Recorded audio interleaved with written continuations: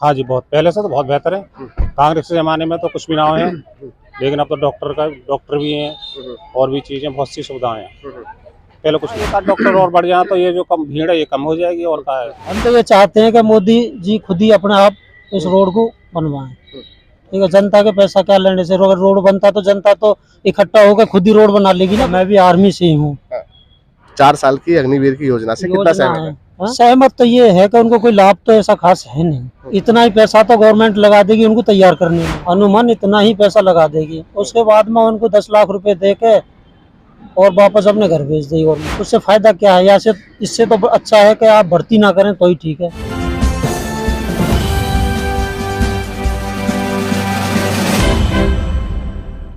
नमस्कार दोस्तों, मेरा नाम है विजेंद्र सिंह। आप देख रहे हैं जनता की तराजू। जैसा कि आप सभी लोग जानते हैं, 2024 का लोकसभा का चुनाव काफ़ी नज़दीक आ गया है और हम ले रहे हैं जनता की राय 2024 में किसकी सरकार बनाने वाली है, क्या ये सरकार लौटकर वापस आएगी या नहीं। हाँ जी भाई साहब, क्या लगता है 2024 में किसकी सरकार बन सकती है और क्यों? मोदी जी की बनेगी ये, क्योंकि यहाँ बढ़िया वो है, रहा है, यहाँ हर चीज़ के टेस्ट है रहे हैं और दवाई भी टाइम पे मिल रही है और हर चीज़ जो है यहाँ अवेलेबल है, तो इसलिए ये मोदी जी की सरकार आएगी। मतलब स्वास्थ्य सेवाएं काफ़ी बेहतर हैं। हाँ जी, बहुत पहले से तो बहुत बेहतर है। कांग्रेस के ज़माने में तो कुछ भी ना है, लेकिन अब तो डॉक्टर भी हैं और भी चीज़ें, बहुत सी सुविधाएं हैं। पहले कुछ ना हो। क्या डॉक्टर यहाँ पे जितने बैठते हैं वो इनफ है, मतलब काफ़ी हैं, या और डॉक्टरों को बनाने की जरूरत भी है? ना काफ़ी है, काफ़ी सब मरीजों को देखते हैं, चाहे कितना भी टाइम लग जाए और सबको सुविधा पूरी मिल रही है। हाँ, एक आध डॉक्टर और बढ़ जाए तो ये जो कम भीड़ है ये कम हो जाएगी और क्या है। तो क्या सिर्फ आपको मोदी सरकार में स्वास्थ्य की सेवाएं ठीक लगी हैं और भी कुछ काम रहे हैं? ना, हर चीज़ है, जैसे लेटरिंग बनवाई है, बिजली है, पानी है, सब चीज़ है ये मोदी सरकार में। क्या लग रहा है भाई साहब 2024 में? योगी और मोदी दोनों बढ़िया व्यवस्था कर रहे हैं। हाँ, और कोई भी किसी प्रकार की कोई कमी है नहीं। कहीं भी चले जाओ, देखो समय तो लगता ही है। अगर लाइन लगी हुई है तो कुछ तो समय लगेगा। अब एक साथ तो कोई डॉक्टर भी नहीं देख सकता सभी को एक साथ, एक एक करके ही देखेगा तसल्ली पूर्वक। और ऐसी कोई बात नहीं है, सब कुछ बढ़िया सुविधा है। आप सिर्फ स्वास्थ्य सुविधा की बात कर रहे हैं? हाँ, स्वास्थ्य की सुविधा की भी सब बढ़िया व्यवस्था है। मोदी जी के 9 साल के कार्यकाल में मोदी जी के कोई 9 ऐसे विकास कार्य रहे हैं जिनसे आप खुश हैं? मतलब जो भी उसने करा है मोदी 9 साल के कार्यकाल में 9 विकास कार्य। रोड बढ़िया बनवा दिए, पुल हर जगह बने हुए हैं और काफी व्यवस्था है, जैसे कि बड़े बूढ़े हैं और जो है मतलब वो पेंशन बांध दी है उनकी, और मतलब काफी मतलब वो काफी अच्छी सुविधाएं की हैं। भैया तो बता रहे हैं शिकारपुर वाला रोड अभी शिकारपुर वाला रोड है वो तो खैर डैमेज हो ही गया जहांगीराबाद तक ना, अभी तो बना भी था बीजेपी सरकार में। अभी बीजेपी सरकार में नहीं बना, अभी खाली आते हैं रिपेयरिंग करके जगह जगह और चले जाते हैं। एक काम तो आपका वैसे ही झूठा हो गया भाई साहब। और तो बाकी हर जगह जहाँ भी जाते हैं और रोड बढ़िया ही मिलते हैं। बाकी ये वही रोड है। अगर दूसरे रोडों की बात करें, जैसे कि शिकारपुर वाला जो रोड है उस पर चलने के लिए तो टोल नहीं देना पड़ रहा है ना, टोल नहीं देना पड़ रहा है। लेकिन और जिन सड़कों की आप बात कर रहे हैं उन पे चलने के लिए तो सब पैसा देना पड़ता है। और सड़कों पे चलने के लिए तो पैसा देना पड़ता है, जैसे टूल हो या बाकी जो शिकारपुर वाला रोड है जहांगीराबाद तक उसके ऊपर कहीं भी टूल नहीं है। तो क्या है, कम तो मतलब सरकार सिर्फ वही सड़कें बनवा रही है जहाँ से टोल का पैसा वसूल रही है। हाँ, ये वहीं से बनवा रहे हैं। बाकी क्या है कि हम ये चाहते हैं कि वो भी मतलब रोड बनना चाहिए। अगर टूल लगाना है तो बेशक आप टूल लगा सकते हैं उधर भी। नहीं, अगर मान के चले अगर अच्छी सड़क पे चलने के लिए जनता को पैसा ही देना पड़े तो सरकार की इसमें वाहवाही क्या है? जब अगर जनता अगर पैसे दे रही है सरकार को, हम तो ये चाहते हैं कि मोदी जी खुद ही अपने आप इस रोड को बनवाएं।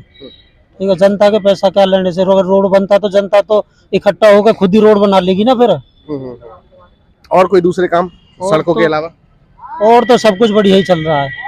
जैसे कोई लूटपाट होती थी, आजकल कभी भी रात को किसी वक्त लेडीज के साथ आप रात को 12 बजे 1 बजे 2 बजे 3 बजे कभी भी निकल सकते हो। इससे 9 साल पहले ऐसी व्यवस्था थी कि आप देहात इलाके में तो आप बिल्कुल निकल ही नहीं सकते, तो कहीं ना कहीं खड़े रहते हैं। और आजकल सुविधा ऐसी कर दी है कि हर जगह पुलिस की गाड़ी हर 3 किलोमीटर दूर पर खड़ी मिलती है रोड के ऊपर। जैसे कि पहले जो लूटपाटें होती थी रास्ते में रोक लिया, चाकू हाँ। दिखा के, बंदूक दिखा के। हाँ, आजकल की जो लूटपाट है वो डिजिटल वाली लूटपाट है। हाँ, आपके फोन से फोन पे ही आपको लूट ले जाएगा, आपको पता भी नहीं चलेगा। दूसरी बात रही महिला सुरक्षा की, तो योगी जी एक कानून लेकर आने वाले थे, वो कानून फेल हो गया। योगी जी कानून लेकर आने वाले थे कि कोई भी महिला, जो स्टूडेंट, जो पढ़ने वाले, जो छात्रा हैं, रात को 8 बजे के बाद बाहर ना निकले, ना ही बाहर जाकर पढ़ें। तो क्या ये कानून ठीक था उनका? मतलब योगी जी का खुद मानना है कि रात के 8 बजे के बाद महिला खुद सुरक्षित नहीं है। नहीं। आप बता रहे हो कि 12, 1 बजे, 2 बजे, 3 बजे। अब जो हमने देखा है, नहीं, ये हमारे योगी जी का इलाके में- कानून था ये। हाँ, ना बढ़िया बात है जो भी उनका कानून है, बाकी तो उनका खुद का मानना ही नहीं है कि 8 बजे के बाद महिला सुरक्षित है। ना सुरक्षित है पूरी महिला। नहीं तो योगी जी तो खुद नहीं मान रहे ना। योगी जी खुद कह रहे हैं कि रात को 8 बजे के बाद आप ट्यूशन मत जाओ, पढ़ने के लिए कहीं बाहर मत जाओ। ये ऐसा कानून लेकर आ रहे थे योगी जी। तो कुछ तो ऐसी सुविधाएं हैं, जैसे फोन पे पढ़ लो, लाइब्रेरी खुली हुई हैं। तो महिलाएं सुरक्षित कैसे रहेंगी फिर? महिलाएं तो ऐसा है कि जैसे देहात में हम जा रहे हैं कहीं अच्छा, शादी, महिलाओं सुरक्षित की बात कर रहे हैं तो मणिपुर में मणिपुर में महिला को नंगी अवस्था में करके घुमाया गया पूरे गांव में। अब फौजी देखो- की महिला, फौजी की पत्नी थी। हाँ, देखो ऐसा है, अगर महिला सुरक्षित होती तो ऐसे कांड हो सकते थे?